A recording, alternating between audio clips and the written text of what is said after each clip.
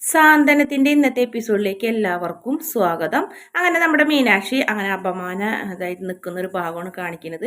അതിനുശേഷം മീനാക്ഷി വൈകിട്ട് ഓഫീസിൽ നിന്ന് ഇറങ്ങി നേരെ ആകാശിൻ്റെ ഫോണിലേക്ക് വിളിക്കുന്നുണ്ട്. ആകാശ് ഇവിടെ അടുത്ത് എവിടെയെങ്കിലും ഉണ്ടോ എന്ന് വെച്ചപ്പോൾ എന്താ മീനാക്ഷി എന്ന് ചോദിക്കുമ്പോൾ എനിക്ക് ബസ് കിട്ടിയില്ല, ആകാശ് ഒന്ന് വരും എന്നെ കൊണ്ടുപോകാൻ പറഞ്ഞപ്പോൾ നീ ഒന്ന് തിരിഞ്ഞു നോക്കിയെന്ന് പറയുന്നുണ്ട്. അങ്ങനെ ആകാശ് മീനാക്ഷിയെ നിൽക്കുന്നുണ്ട്. നീ എന്നെ കാണാൻ തന്നെ വന്നതാണോ എന്ന് ചോദിക്കുമ്പോൾ അല്ല, ഇവിടെ ഒരാളെ കാണാനുണ്ടായിരുന്നു, അപ്പൊ പിന്നെ എൻ്റെ ഭാര്യ ഒന്ന് കണ്ടിട്ട് പോകാമല്ലോ എന്ന് വിചാരിച്ചു.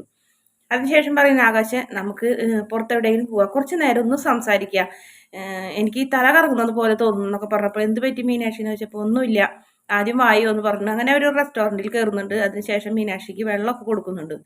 പിന്നീട് ഒരു പൊട്ടിക്കരച്ചിലായിരുന്നു, നല്ല ശക്തിയായിട്ടുള്ള കരച്ചിൽ. മീനാക്ഷി അങ്ങനെ കരയുന്നത് ആദ്യമായിട്ട് കാണാൻ ബോൾഡായിട്ടുള്ളൊരു ആളായിരുന്നു മീനാക്ഷി. അങ്ങനെ എന്തിനാ മീനാക്ഷി കരയുന്നതെന്നൊക്കെ ചോദിച്ച് ആകെ വിഷമിക്കുന്നുണ്ട്. അതിനുശേഷം സത്യങ്ങളൊക്കെ പറയുന്നുണ്ട്. ഞാൻ ഇന്ന് അച്ഛനും അമ്മനെയും കണ്ടു വഴിയിൽ വെച്ച്, പിന്നെ ഉണ്ടായ കാര്യങ്ങളൊക്കെ പറയുന്നുണ്ട്. അതും ഇത്രയും മുന്നിലും മറ്റെന്തോരോ ആൾക്കാരെ മുന്നിൽ വെച്ചിട്ടാണ് അച്ഛൻ എന്നെ അപമാനിച്ചെന്നൊക്കെ പറഞ്ഞപ്പോൾ ഞാൻ മീനാക്ഷിയുടെ അച്ഛനായിട്ട് സംസാരിക്കട്ടെ എന്ന് വെച്ചപ്പോൾ വേണ്ട, ഒരു കരച്ചിൽ എനിക്ക് അത്യാവശ്യമായിരുന്നു, കരഞ്ഞു കഴിഞ്ഞപ്പോൾ എനിക്ക് സമാധാനമായി, കുഴപ്പമൊന്നുമില്ല ആകാശെ.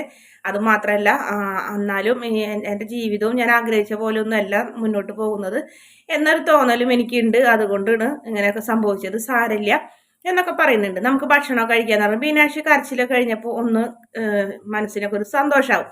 അങ്ങനെ ഭക്ഷണം അൽഫാം, ചിക്കൂസ് ജ്യൂസ്, അങ്ങനെ ചിക്കൂസ് ജ്യൂസ്, അങ്ങനെ ഒരുപാട് കാര്യങ്ങളൊക്കെ പറഞ്ഞ് ഓർഡർ ചെയ്യുന്നു മീനാക്ഷി. അപ്പോൾ ആകാശാണെങ്കിൽ ഇതിൻ്റെ പേര് പോലും കേട്ടിട്ടില്ല. അങ്ങനെ മീനാക്ഷിയോട് ആകാശ് പറയുന്നുണ്ട്, മീനാക്ഷി ഞാനിതിൻ്റെ പേര് പോലും കേട്ടിട്ടില്ല, ആദ്യമായിട്ടുണ്ട് കേൾക്കണേന്ന് പറഞ്ഞപ്പോൾ ഞാനിതൊക്കെ നല്ലോണം കഴിച്ചിട്ടുണ്ട്, സാരമില്ല, ഞാനിതിൻ്റെ ഓരോന്നായി പഠിപ്പിച്ചു തരാമെന്നൊക്കെ പറഞ്ഞ് അങ്ങനെ ഒരേ ഭക്ഷണങ്ങൾ വരുന്നുണ്ട്. അങ്ങനെ ഒരു നല്ല സന്തോഷത്തോടെയൊക്കെ ഭക്ഷണമൊക്കെ കഴിച്ചു. അതിനുശേഷം മീനാക്ഷിയോട് പറയുന്നുണ്ട്, ഞാൻ അച്ഛനോട് എന്തായാലും സംസാരിക്കാം, ടൂർ പോകേണ്ട കാര്യമൊക്കെ സംസാരിക്കാമെന്ന് പറഞ്ഞ് സമാധാനിപ്പിച്ച് കൊണ്ടുവരുന്നുണ്ട്. പിന്നെ മുറിയിൽ പിന്നെ കാണിക്കുന്നത് ധർമ്മനെയും അതുപോലെ തന്നെ നമ്മുടെ ഗോമതിനെയാണ്. ധർമ്മ, ഞാൻ രാവിലെ പറഞ്ഞ പോലെ തന്നെ എനിക്ക് ഇപ്പോഴും പറയാറുണ്ട്, നീ എൻ്റെ അന്നത്തെ പണ്ടത്തെ കുഞ്ഞനിയൻ തന്നെയാടാ, എൻ്റെ ബാലേട്ടൻ്റെ സ്നേഹത്തിന് കൂട്ടുനിന്ന ആ അനിയൻ, നിന്നെ ഞങ്ങൾക്ക് ഇഷ്ടമല്ലടാ, അതുകൊണ്ടല്ലേ നിന്റെ കല്യാണം ഉറപ്പിച്ചെന്നൊക്കെ പറഞ്ഞപ്പോൾ ധർമ്മൻ ആകെ വിഷമാവുന്നുണ്ട്. ധർമ്മം പറയുന്നുണ്ട്, ചേച്ചി കല്യാണം ഒന്നും വേണ്ട ചേച്ചി എന്ന് പറഞ്ഞപ്പോൾ അതെന്താടാ നീ അങ്ങനെ പറയുന്നത്, നിനക്കപ്പോൾ രാവിലെ പറയുന്നില്ല, ഇപ്പം നീ ബാലേട്ടനെ അപമാനിച്ചത് തുല്യല്ലേ എന്നൊക്കെ ചോദിക്കുമ്പോൾ അളിയൻ ഈ കല്യാണം ഉറപ്പിച്ചത് കൊണ്ട് തന്നെയാണ് വേണ്ടാന്ന് പറയുന്നത്, അളിയൻ ഉറപ്പിച്ച കല്യാണം ഞാൻ കഴിക്കാൻ നിന്നിട്ടുണ്ടെങ്കിൽ നമ്മുടെ ഏട്ടന്മാർ വന്നങ്ങായിട്ട് ആ പന്തൽ കത്തിക്കും ചേച്ചി എന്നൊക്കെ പറഞ്ഞ് ധർമ്മം വിഷമത്തോടെ ഞാൻ ഇങ്ങനെ നിന്നോളാം, ഇനിയിപ്പോൾ പ്രായമൊക്കെ ഇത്ര ആയില്ലേ, വേണ്ട, എനിക്ക് ആരും കല്യാണം ആലോചിക്കണ്ടെന്ന് പറഞ്ഞ് വളരെ വിഷമത്തോടെ ധർമ്മം പോകുന്നുണ്ട്. പിന്നെ മുറിയിൽ ആകാശ് ഇങ്ങനെ അച്ഛനോട്, അച്ഛാ ഞങ്ങൾക്കൊന്ന് ടൂർ പോകണം, അച്ഛാ ഞങ്ങൾക്ക് ഊട്ടിക്ക് പോകണം എന്നൊക്കെ ഇങ്ങനെ റിഹേഴ്സൽ നടത്തിക്കൊണ്ടിരിക്കുന്നേ. മീനാക്ഷി എനിക്ക് അത് കണ്ട് ഇങ്ങനെ അന്തം വിട്ട് ഇങ്ങനെ നിൽക്കണം, ഇതൊക്കെ എന്തെന്ന് പറഞ്ഞില്ല. എന്നാലേക്ക് ആര്യം വന്ന് ബാലന്റെ സൗണ്ടിൽ പറ്റില്ല, നടക്കില്ലടാ എന്ന് പറഞ്ഞപ്പോൾ ആകാശം ഇങ്ങനെ അച്ഛാന്ന് വിളിച്ച് ഞെട്ടി തിരിഞ്ഞ് നോക്കുമ്പോൾ മാമനും ആര്യനുമാണ്. നിങ്ങളായിരുന്നോ, നാണില്ലല്ലോ ചേട്ടാ സ്വന്തം ഭാര്യയുടെ മുന്നിൽ വെച്ച് ഇങ്ങനത്തെ കോപ്രായങ്ങളും കാണിക്കാൻ, ചേച്ചി അപ്പുറത്തേക്ക് പൊക്കോ, ഈ ചേട്ടനെ ഞങ്ങൾ ശരിയാക്കി എടുത്തോളാം എന്ന് പറഞ്ഞപ്പോൾ ഉപകാരം എന്ന് പറഞ്ഞ് മീനാക്ഷി പുറത്തേക്ക് പോകും.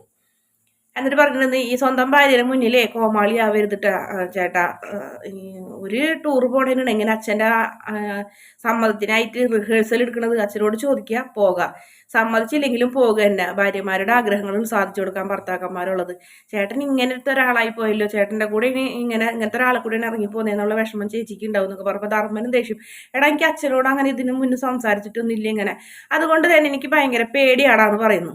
എന്നാലേ നീ ഒരു കാര്യം ചെയ്യ്, ആ പെണ്ണിന്റെ വീട്ടിൽ തന്നെ കൊണ്ടുവിടുന്നു പറഞ്ഞു മാമ എന്ന് പറഞ്ഞപ്പോൾ അതെ ഇതുള്ളൂ ഞാനൊരു മാർഗം എന്ന് പറഞ്ഞ് അവർ രണ്ടുപേരും ദേഷ്യപ്പെട്ട് പുറത്തേക്ക് പോകും. പിന്നെ അടുക്കളയിൽ ചെന്ന് ഗോമതിയുടെ കയ്യിൽ നിന്ന് കത്തി പിടിച്ച് വാങ്ങുന്നുണ്ട് നമ്മുടെ മീനാക്ഷി. നീ ഇങ്ങോട്ട് കത്തി ഇങ്ങോട്ട് തന്നേന്ന് പറഞ്ഞപ്പോൾ ഞാൻ പണിയെടുക്കാം, നാട്ടുകാർ കണ്ടാൽ വിചാരിക്കും പാവം ബാലന്റെ ഭാര്യ തന്നെ ഇപ്പോഴും പണിയെടുക്കണം, മരുമോൾ ഒരു പണിയെടുക്കണില്ല എന്നൊക്കെ പറഞ്ഞപ്പോൾ ഇതെന്റെ അടുക്കളയിൽ ഇവിടെ ഞാൻ എന്തും ചെയ്യും, എനിക്കൊരാളുടെ സഹായം വേണ്ടാന്ന് പറഞ്ഞു ഗോമതി. അങ്ങനെ പറയല്ല അമ്മ ചൂടാവുമ്പോൾ എന്തൊരു ഭംഗിന് അമ്മനെ കാണാൻ, അമ്മ ഇപ്പം ഇങ്ങനെ എനിക്ക് പണ്ട് എന്തായിരിക്കും അവസ്ഥ എന്നൊക്കെ പറയുന്നുണ്ട്. ആയ കാലത്ത് എങ്ങനെയായിരിക്കും, അപ്പോൾ ആയ കാലം ഇപ്പോഴും ആയ കാലം തന്നെയാണെന്ന് ഗോമതി പെട്ടെന്ന് ഇങ്ങനെ പറയുന്നുണ്ട്. അതെ അമ്മ അച്ഛനായിട്ട് ഒളിച്ചോടി പോകുന്നതാണോന്ന് ചോദിക്കുമ്പോൾ അതെ, ആരും സമ്മതിക്കാണ്ട എപ്പോഴും ഞങ്ങൾ ഒളിച്ചോടി പോകുന്നു, അമ്മയ്ക്ക് ഒരുപാട് സമ്മാനങ്ങളൊക്കെ അച്ഛൻ വാങ്ങി തന്നിട്ടുണ്ടോ എന്ന് ചോദിക്കും.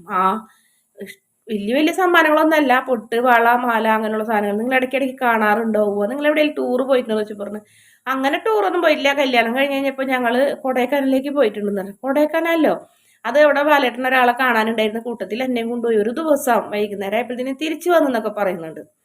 ആ, ശരി ശരി, ഞങ്ങൾക്ക് ഇത്രയും മതി എന്ന് പറഞ്ഞപ്പോൾ എന്ത് അമ്മ എന്തെല്ലാം കാര്യങ്ങൾ എന്നോട് തുറന്ന് പറഞ്ഞു. അയ്യോ, ഞാനൊന്നും പറഞ്ഞിട്ടില്ലേ, നീ എല്ലാം കുത്തി കുത്തി ചോദിച്ച എൻ്റെ മനസ്സിലിരിപ്പൊക്കെ മനസ്സിലാക്കിയിട്ട് നീ എന്നെ ഇപ്പം കുറ്റക്കാരിയാക്കണമെന്നൊക്കെ ചോദിക്കുന്നുണ്ട്. ഏയ്, ഒന്നും ചോദിച്ചില്ല, അമ്മ എല്ലാം പറഞ്ഞാണെന്നൊക്കെ പറഞ്ഞു.